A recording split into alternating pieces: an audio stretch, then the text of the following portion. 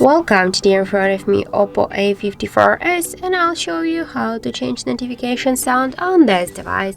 So first you should go into the settings application, and after that click here on the sounds and vibration. After that scroll a little bit down here to the notification sound section, click here, tap to allow, and here you have selected, for example, like in my case, the emerge. Just to change notification sound, select one from these available sounds, and after that just go back, and you can see here that we just successfully changed our notification sound to another one. So that's it. Thank you for watching, and if you find this video helpful, don't forget to leave a like, comment, and to subscribe our channel.